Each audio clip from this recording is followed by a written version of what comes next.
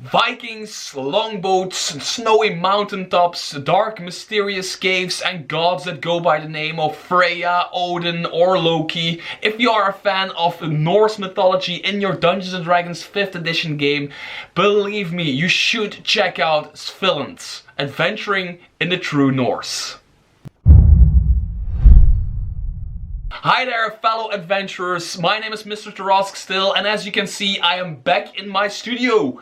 And I am so freaking happy to be back in my studio after 3 weeks because I didn't have the chance to create any videos because I have been sick bit with a virus that's very hip right now in the world. It's probably that I haven't been tested because there's not enough tests. Anyway, I have been really sick. I have been on my sofa, but I'm doing pretty well right now. So I really wanted to jump back in front of the camera and create reviews for you because a lot of you people I know are in quarantine or in lockdown or whatever you want to call it, and I know you are probably bored out of your minds, so I'm here to entertain you with one of my reviews, I hope.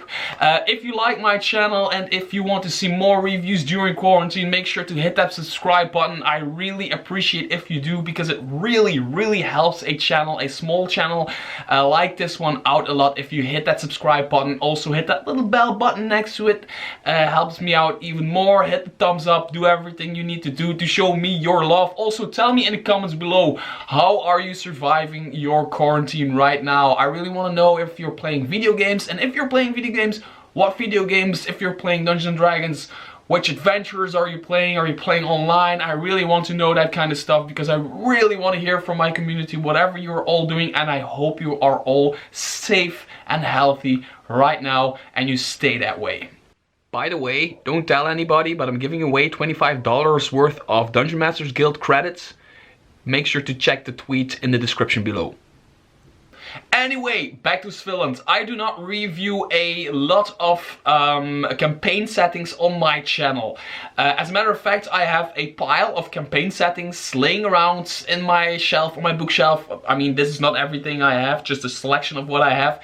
And although there are some very good ones in there, they're just not my cup of tea. I'm not really a campaign setting kind of guy. I mean, I reviewed the Midgard campaign setting by Kobold Press, which is such an amazing campaign setting. It's like, it's a big tome. There's like a lot in there, a lot of lore you can work with as a player. But the reason I think that is amazing is because they also have a lot of modules to accompany that, like adventures and player modules and stuff like that. Svilland, on the other hand, it's so I got it in my mailbox from Dream Realm Storytellers, a little company that made it. It was a Kickstarter. I haven't backed it. They just asked me if they could send me one of their physical copies, and I got it in my mailbox, and I was completely stunned from the moment I opened it. I read it almost entirely through. I don't often do that with campaign settings. I mean, normally a campaign setting you just pick out what you want and you read what you're interested in, but this one I took a very thorough look at this one and I like it so freaking much. My history with Norse mythology in Dungeons & Dragons isn't that great. I've never been like into Norse mythology like some other people. Like I think if I see Vikings on a screen, like the series Vikings or whatever, I think they're cool. I think the gods, I know gods like Loki, and I know gods, you know, I kind of know about Norse mythology and I think it's cool, but never been really into it until I opened this thing. This is a campaign setting to adventure in the Norse, that's what they're calling it, wandering in the true Norse, and it is completely filled to the brim with awesome stuff. It is not really a thick module, but it's just such a great module, although there is one minor or major flaw, depending on how you look at it. For me it's a minor flaw, but it needs to be fixed for the next module, but they already know that because I talked about that with them. There is a flaw in here and I want to talk about that a little bit later, but let's first just flip through what this thing is and what it can do for your campaign. So what exactly is Svilland? Well, it is a campaign setting, like I said, based on Norse mythology. So like I said, you're going to have a lot of strong men with shields and axes and bear furs around their shoulders, Viking-esque things, stuff like that. But I really want to state that this is based on the mythology, and it is in no way, shape or form meant to replace or be totally 100% accurate mythology, because it is meant to be played in Dungeons and Dragons. If you've ever seen a Marvel movie, I mean, Thor and Loki are also based on the same mythology, and I bet the people who came up with that mythology didn't really have that kind of stuff in mind, like a Spider-Man and a Iron Man swinging around and shooting rockets. So it is based on it, but it's completely cool, and I have to say it's very grounded, it's very honest, it feels very realistic, and that's what I think is very cool for this campaign setting. Now, as soon as I opened up this book, I knew it was going to be something special, and the reason for that is, normally when you open up a campaign book, you get like a very long introduction and history, and although there is some history at the front here, there's like 2 pages of history about the world, the book actually almost starts immediately before the races, before the classes, before magic items, before whatever. It starts with the gods. It actually starts with the chapter 1, the deities of Svilland. And I think that's so cool because the creators of Svilland, Dream Realm Storytellers, DRS, they realized that gods, the deities of a Norse campaign setting, might be the most important thing. And it is very important for a dungeon master, if you're playing in a campaign setting like this, or you're using stuff from this campaign setting in your campaign. It's very important to have the gods, even if they're not like in physical form or whatever, have them step to the forefront of the story. That's so important, and I think it's so cool that DRS thought about that. Before even talking about races and classes, they were like, hey guys, here are the gods, they're very important, use them.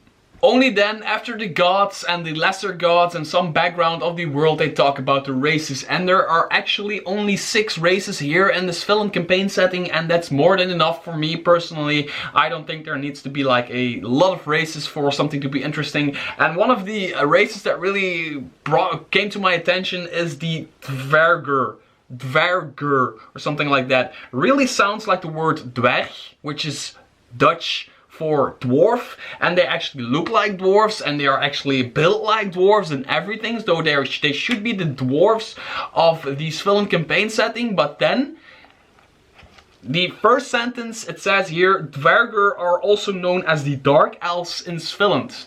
So there's actually a sentence from the elves. They are kind of elves that are not elves, they're actually dwarves. I asked about that with my person that I talked to from DRS, and he said that's actually something that came directly from the mythology, and I was like, that's so freaking cool that dwarves could be descended from like elves, which for me, I've always been like one of those. I grew up with Lord of the Rings, and I grew up with like elves not liking dwarves and dwarves not liking elves, and they're completely different races. So that brings a new thing to my attention, that really interesting, and I really am eager to role play that as a PC or even as an NPC. I don't really care, because I'm probably going to play this campaign setting as a dungeon master, so it's probably going to be a PC that I'm going to build around this race. And I have to say, all of the races in here are very interesting. For example, there is a race called the Half Jotun. The Half Jotun is a race that is like a half elf or a half dwarf or whatever, but they are actually they come from a race that is way stronger, way bigger than humans, and they have way bigger emotions. So if they hate a lot more. If they love a lot more, and if they laugh a heck of a lot harder. But they at some point they start breeding with humans, and by result, you get half of a human and half of one of those creatures who are now roaming the lands like half-elves and everything, but they're not really welcome everywhere because there used to be a war between these creatures and the humans ages and ages ago. I mean, it's that kind of stuff that is in here. It's all written in a short but really clear and really nice way. There's a lot of great artwork, and every race has their place in the Svilland campaign setting, and I think it's really well built. After that comes an entire section about the world itself. So dungeon masters that are really into lore about the campaign setting they're playing in, you can feast your eyes because there's a lot of that in here, and there's a few things I want to say about that. First of all is that the artwork in here is completely amazing. They didn't overdo it, like some modules sometimes have too much artwork, and I think that could be like a real issue, having too much artwork on each page. I like less artwork but good artwork, and they really figured out how to make Svilland be a Norse setting, because it needs to be dark and grim in a way, but there needs to be like a lot of mysterious stuff going on, and they really did that with the artwork. For example, you can see this artwork right here where you see just I think it might be an icy river, and there is one soldier, a lonely soldier, just standing there in front of what seems to be a cave or some sort, and you never really know what's going on in this artwork. There's all kinds of like those mysterious things, like what exactly is going on with this artwork, and it makes you want to read about it, and it makes you use your imagination for while you're reading, and I think that's completely cool and amazing. Another thing I think they did really well is have these little inserts of the map. There is a giant map. Well, no, there's just like one A4, I mean, but the map of the entire world is in the back of this module, and it is just the map of Svilland, of the entire campaign setting, is in the back of this module. But every time they talk about a place in Svilland, in this long, very long lore part of the book, they insert like a little part of the map here and there, so you can use it as a reference when you go back to the giant map to see where everything is. There's just little design things that I really like about campaign settings, because a lot of the times when I read a campaign setting, and this is my major issue with campaign settings, is that I am reading about a place and then I need to go and find it on the map, and I'm like taking forever to find it on the map. I really don't like that, and I really like this. Before we go any further with this module, I really quickly want to say that this video has been brought to you by the Reroll app, a very nice little tool for your smartphone or your computer to create characters with stats and everything, and to bring them alive using pixel art with a gazillion unique customization options to make your own unique character. Have it on your phone or your tablet or your laptop or your computer if you're bringing your desktop to the game, whatever. It's a very handy app. It's very well made. It's basic in a way, but it's also very extended in another way, and I can provide you with 10% discount for the app if you use my promo code TRSQ. Yes, use my promo code TRSQ in big fat bold letters, and you will get 10% off when buying the Reroll app. Let's get back to it. There's two ways to approach new player options in Dungeons & Dragons when you build a campaign setting, book, module thing. And that is, one, you can build entirely new classes from the ground up. And that's basically exactly what the people from Svilland did. Or you can have a bunch of subclasses for almost every class in the player's handbook, which is also basically exactly what the creators of Svilland did. And there's two entirely new classes built from the ground up. So classes that are not inspired, well, they're inspired by other classes, but they're not a subclass for another class. And I have been reading a lot of modules, a lot of Dungeons & Dragons modules, and I haven't seen a lot of classes built from the ground up. I mean entirely new classes, and that's always because I always think like you can build almost everything from the player handbook classes together with Xanathar's Guide and maybe even some third-party stuff. You can build almost everything from that if you just flavor it in the right way, which basically is the idea of Dungeons & Dragons 5th edition. But still, there's people that have their imaginations gonna run wild and they create new classes from the ground up. For example, there is the Runewalker right here, who is kind of a person that is completely addicted to runes, and they can detect runes and they can engrave runes to give them power and to make those runes stronger. They can engrave them, they can read runes, they can cast spells from runes.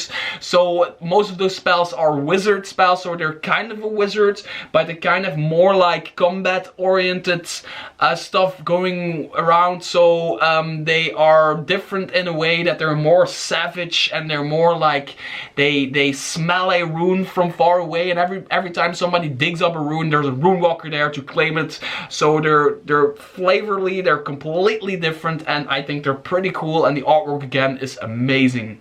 So like a wizard has schools, the Runewalker actually has paths. And for example, there's a path of elements, path of the dead, path of travel, path of protection, path of berserk, all kinds of paths to create a certain Runewalker. For example, the path of the dead gives you the power that every time when you create undead with like a spell, animate dead or create undead, you create one more undead creature. So you can create undead creatures with your spells +1. That's your basic power when you use this path. So there's a lot of these things going on, and they're all more based around creating stuff and combat oriented, while the wizard is more a utility person, a utility class. This is more like direct and has more, for me it feels like a point between the wizard and the sorcerer, and I think it's a very cool class. Just to give you one more example for this class, why I think it's cool is that,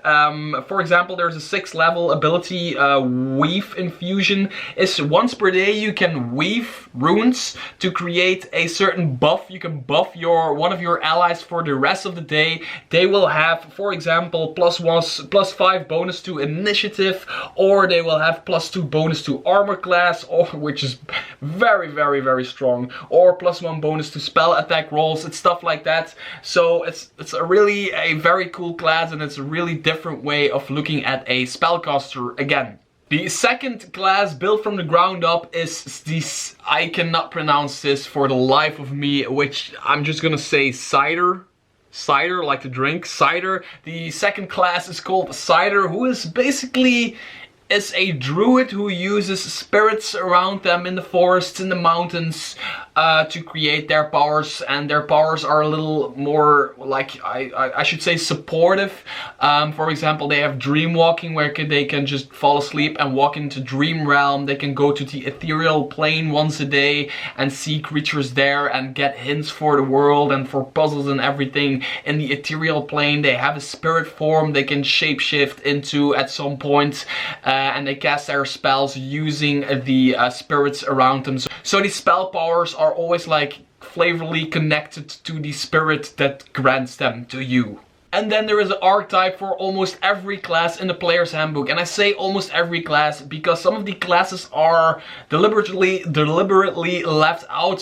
For example, warlocks, they don't really exist in this world. Also, wizards don't exist. They are replaced by the Runewalker I talked about. The rogues don't get one because the rogues have enough of them, I guess. But they're very, very known. There's a lot of assassins and everything in Svilland, so rogues are in the world, and the rest of them are all in here. There's a new archetypes for all the rest of the classes, like the fighter, the barbarian, the rangers, the sorcerer, the bards. Although I have to say that the paladin does not exist anymore. They're now called allies. That's a word, I don't know what it means, probably means paladin, but the word paladin is not used in this book anymore. Also, monks don't exist. What I want to say about the paladins, and I'm going to keep calling them paladins because I think it's much easier to call them paladins. A small detail they did that I think is really cool is normally when you have a paladin, you have like the Oath of Vengeance, the Oath of Vengeance, and the Oath of Destruction, and the Oath of Lightning, and all the oaths that exist in the player's handbook and beyond. Now they also have oaths, but the oaths are actually to a certain god. So there is the oath to Hell, there is the oath to Odin, the oath to let's see, the oath to Thor, there is the oath to Tyr, all those gods. You can have your oaths. You can swear your oaths to a certain god, which I think is very cool. So instead of having an oath of vengeance or whatever, you now have an oath to a certain god, and you live by the rules of that particular god. And normally, as a paladin, you first choose your oath, and then if you want your god, because rules as written, raw, you don't have to have a god as a paladin, but I personally think it's way cooler that as a paladin you have a god. But in this campaign setting, as a paladin, you have a god because you swore your oath to your god.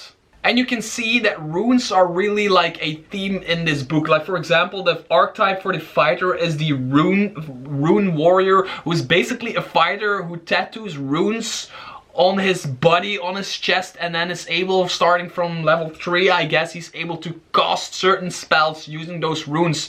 So it kind of is like the spellcaster fighter in the player's handbook, the Eldritch Knight. He now is the rune warrior, which basically replaces that and fits more into this campaign setting.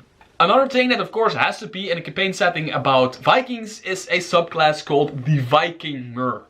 It's Vikinger. So the Vikinger is a subclass for the fighter, not the barbarian. I might have designed it around the barbarian, I don't know. Although Vikings were very smart fighters, I don't know.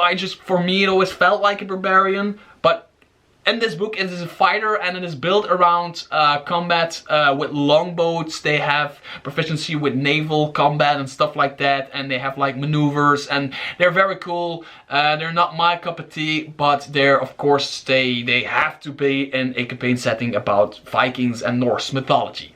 Something I'm not really sure about is something they added for the bard, which is the performance check. Every time your bard does something, use one of its features, well, some of their features need to have this, you need to roll a performance check, and if you succeed in that performance check, your ability succeeds. And if you don't exceed on that performance check, your ability doesn't succeed, but the ability is not spent, so you can try again next round. But I just think that it is kind of, I think, like, flavorly, I get it, but I think maybe when you're playing, you are held back for playing a bard for some reason, because normally you use an ability and then you just use that ability and the other person needs to roll a saving throw or whatever. But now there is an extra dice roll that accompanies it, and if you fail that dice roll, you don't succeed, while wizards can still cast their spells.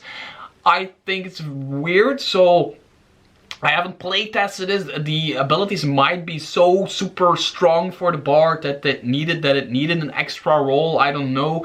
I just think it's a kind of a barrier between using, like, role playing and using your abilities, that a barrier that doesn't really need to be there. So I'm just a little bit, I'm not sure about this. Flavorly, I totally get it, and it kind of reminds me of that bard that follows Geralt, the Geralt dude from The Witcher around. But mechanically, I think it could have been done better. By the way, I forgot, clerics are now called Gothi because they're dark and mysterious. So as you might have noticed, there's a lot of player options in here, there's a lot of subclasses, there's 2 new classes, and one thing I really like about it is that they really did their best to make it all fit into the campaign setting. And not only by having the abilities and having everything mechanically fit into the campaign setting, but also change names. Like, paladins are not called paladins anymore, they're allies. I mean, clerics are now called gothies or something. There's no monks whatsoever. They just tell that, and at the beginning of this section there's just like, there's no monks in this campaign setting. We don't want that in here. They just don't fit. We didn't find a way to make them fit, so they're not in here. So they really did their best to make it all feel grounded and real and realistic and dark and grim, and I really like mysterious. It's all very mysterious. It feels like the artwork again. It feels very mysterious. There's this is a ranger. I mean, he looks like a rogue, but it is a ranger. I think it's all very well done, and it is very well worth picking up for the classes alone. As a player, I really like that. So you have two types of campaign settings. First of all, you have the campaign setting that is written entirely for the dungeon master. Like there's a lot of lore in there, stuff you can use to create adventures, but there's nothing for the players. Then there is a campaign setting that is for the dungeon master, but also for the players. I think Svilland did a very good job of creating a campaign setting. This is like one book. If you want to play in this campaign setting, you just need a copy of this book for everybody. Maybe you need like 2 copies for your entire party, and your dungeon master has enough tools to create adventures, and your players have enough tools, more than enough tools, to actually create the heroes that belong in this campaign setting. And that's something that always bothered me with Midgard, for example. I freaking love Midgard, I freaking love Kobold Press, but you already know that. But something that bothered me with the book is it's pure and utter lore and nothing else. And you need a second book, like the Midgard Heroes Handbook, to create heroes that go with Midgard. So you need another book. Right here, this is not a thick book. It's not like a big tome, but there's so much in here. Everything is so well filled out and fleshed out. The artwork is here, but it's all like fit in the corners, so there's a lot of information on the pages. You don't get like full artwork, you get like the entire deal, everything you need to completely create a new campaign in one book.